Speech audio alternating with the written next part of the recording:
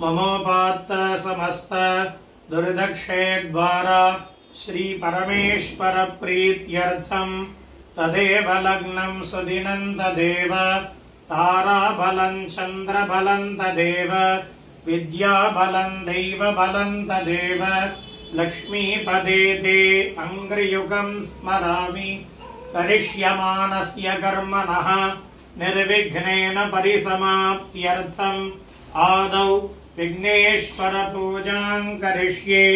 ॐ एकदन्ताय विद्महे वक्रतुण्डाय धीमहि तन्नो दन्तिः प्रचोदयात्। भूर्भुवस्सुवरोम् अस्मिन् बिम्बे सुमुखं महागणपतिं ध्यायामि सुमुखं महागणपतिम् आवाहयामि। महागणपतये नमः। रत्नसिंहासनं समर्पयामि। महागणपतये नमः। पादयोः पाद्यं समर्पयामि। महागणपतये नमः। हस्तयोः अर्घ्यं समर्पयामि। महागणपतये नमः। मुखे आचमनीयं समर्पयामि। भूर्भुवस्सुवः महागणपतये नमः।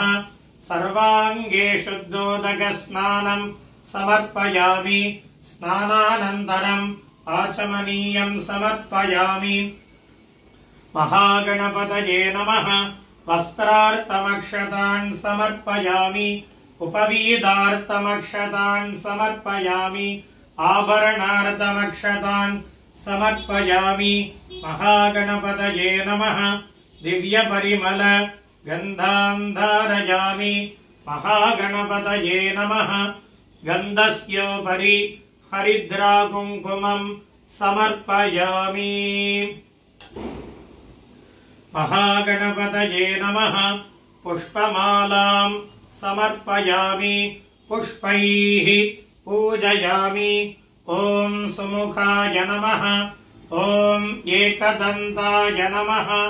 ॐ कपिलाय नमः। ॐ गजकर्णकाय नमः। ॐ लम्बोदराय नमः। ॐ विकटाय नमः। ॐ विघ्नराजाय नमः।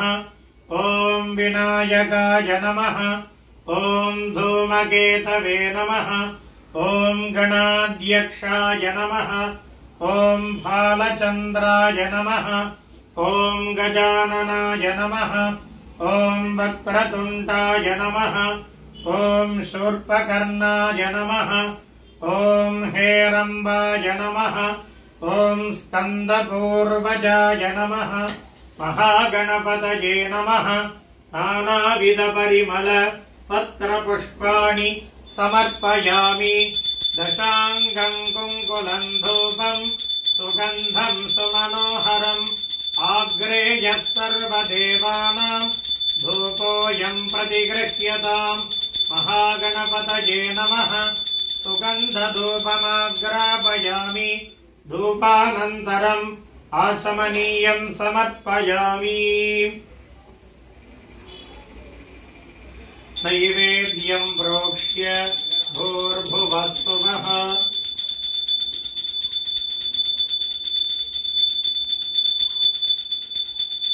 देवसविधप्रसुभ दतं त्वा सत्येन परिषिञ्चामि। अमृतमस्तु अमृतोपस्तरणमसि। ॐ प्राणाय स्वाहा अपानाय स्वाहा यानाय स्वाहा उदानाय स्वाहा समानाय स्वाहा ब्रह्मणे स्वाहा। महागणपतये नमः। दाडिमी फलममृतं निवेदयामि। अमृताभिधानमसि। निवेद्यानन्तरम् आचमनीयं समर्पयामि। भूर्भुवस्सुवः पूगीफलसमायुक्तं नागवल्लिदलेर्युतं कर्पूरचूर्णसंयुक्तं ताम्बूलं प्रतिगृह्यताम्। महागणपतये नमः। पूगीफलताम्बूलं समर्पयामि। ॐ नमो व्रातपतये नमो गणपतये नमः प्रमथपतये नमस्ते अस्तु लम्बोदराय एकदन्ताय विघ्नविनाशिने शिवसुताय श्रीवरदमूर्तये नमो नमः। महागणपतये नमः। कर्पूरनीराजनम् दर्शयामि। नीराजनानन्तरम् आचमनीयम् समर्पयामि।